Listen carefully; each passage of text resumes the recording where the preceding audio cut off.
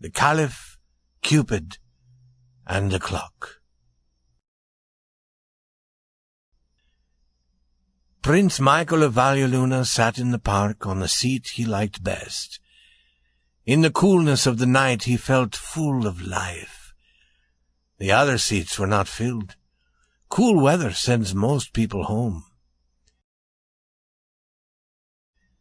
The moon was rising over the houses on the east side of the park. Children laughed and played. Music came softly from one of the nearer streets. Around the little park, cabs rolled by. The trains that traveled high above the street rushed past. These cabs and trains, with their wild noises, seemed like animals outside the park, but they could not enter. The park was safe and quiet, and above the trees was the great round shining face of a lighted clock in a tall old building. Prince Michael's shoes were old and broken. No shoemaker could ever make them like new again. His clothes were very torn. The hair of his face had been growing for 2 weeks. It was all colors, gray and brown and red and green-yellow. His hat was older and more torn than his shoes and his other clothes. Prince Michael sat on the seat he liked best, and he smiled. It was a happy thought to him that he had enough money to buy every house he could see near the park if he wished. He had as much gold as any rich man in this proud city of New York. He had as many jewels and houses and land. He could have sat at table with kings and queens. All the best things in the world could be his. Art, pleasure, beautiful women, honor. All the sweeter things in life were waiting for Prince Michael of Valialuna, whenever he might choose to take them. But instead, he was choosing to sit in torn clothes on a seat in a park. For he had tasted the fruit of the tree of life. He had not liked the taste. Here in this park, he felt near to the beating heart of the world. He hoped it would help him to forget that taste. These thoughts moved like a dream through the mind of Prince Michael. There was a smile across his face with its many-colored hair. Sitting like this in torn clothes, he loved to study other men. He loved to do good things for others. Giving was more pleasant to him than owning all his riches. It was his chief pleasure to help people who were in trouble. He liked to give to people who needed help. He liked to surprise them with princely gifts. But he always gave wisely, after careful thought. And now, as he looked at the shining face of the great clock, his smile changed. The prince always thought big thoughts. When he thought of time, he always felt a touch of sadness. Time controlled the world. People had to do what time commanded. Their comings and goings were always controlled by a clock. They were always in a hurry and always afraid because of time. It made him sad. After a little while, a young man in evening clothes came and sat upon a seat near the prince. For half an hour he sat there, nervously. Then he began to watch the face of the lighted clock above the trees. The prince could see that the young man had a trouble. He could also see that, somehow, the clock was part of the trouble. The prince rose and went to the young man's seat. "I am a stranger, and I shouldn't speak to you," he said. "But I can see that you are troubled. I am Prince Michael of Valueluna. I do not want people to know who I am. That is why I wear these torn clothes. It is a small pleasure of mine to help those who need help. First, I must feel sure they are worth helping. I think you are. And perhaps your trouble may be ended if you and I together decide what to do about it." The young man looked up brightly at the prince, brightly, but he was still troubled. He laughed then, but still the look of trouble remained. But he accepted this chance to talk to someone. "I'm glad to meet you, Prince," he said pleasantly. "Yes, I can see you don't want to be known. That's easy to see. Thanks for your offer to help, but I don't see what you can do. It's my own problem, but thanks." Prince Michael sat down at the young man's side. People often said no to him, but they always said it pleasantly. "Clocks," said the prince, "are tied to the feet of all men and women. I have seen you watching that clock. That face commands us to act, whether or not we wish to act. Let me tell you not to trust the numbers on that face. They will destroy you if they can. Stop looking at that clock. What does it know about living men and women?" "I usually don't look at that clock," said the young man.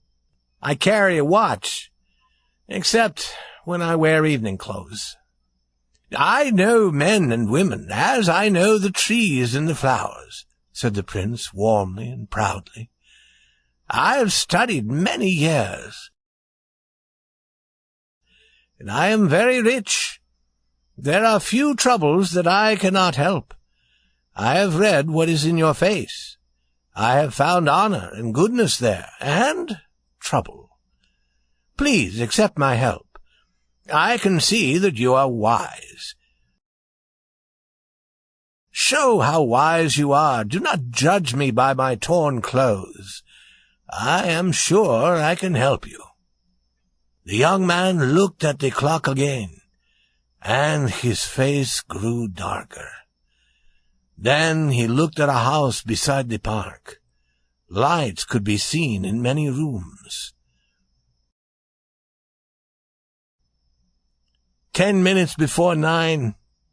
10 minutes before 9, said the young man. He raised his hands and then let them fall as if hope had gone. He stood up and took a quick step or two away. "Remain!" commanded Prince Michael.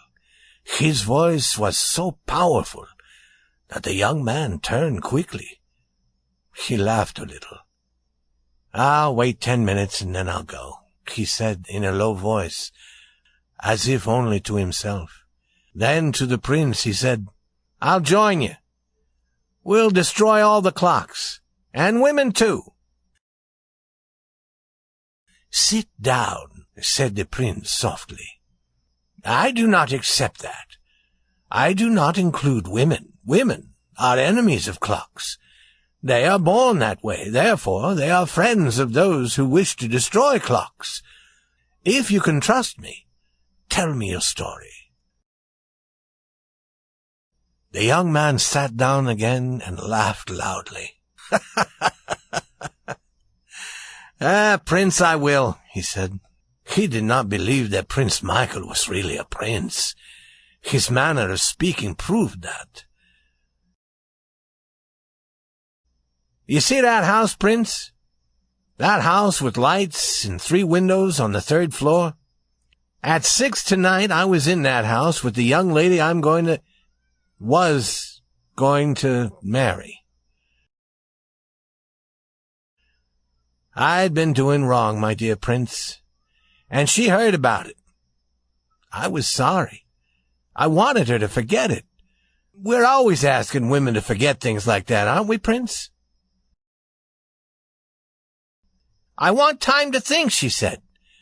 I will either forget it forever or never see your face again. At 8:30, she said, watch the middle window on the 3rd floor of this house. If I decide to forget, I will hang out a long white cloth. You will know then that everything is as it was before, and you may come to me. If you see nothing hanging from the window, you will know that everything between us is finished forever. That, said the young man, is why I've been watching that clock. The time was past 23 minutes ago. Do you see why I'm a little troubled, my torn prince? Let me tell you again, said Prince Michael in his soft voice, that women are the born enemies of clocks. Clocks are bad. Women are good. The white cloth may yet appear.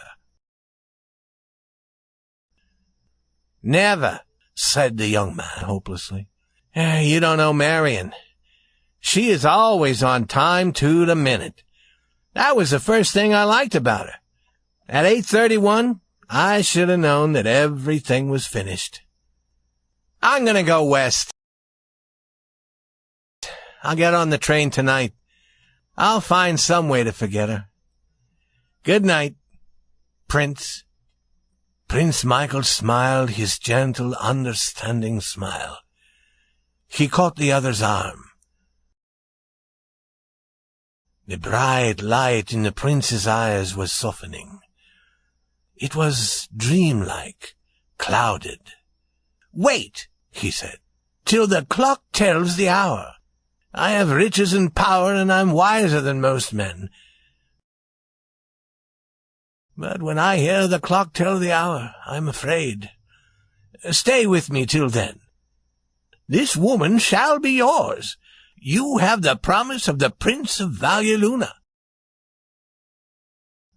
On the day you are married, I will give you $100,000 and a great house beside the Hudson River. But there must be no clocks in that house. Do you agree to that?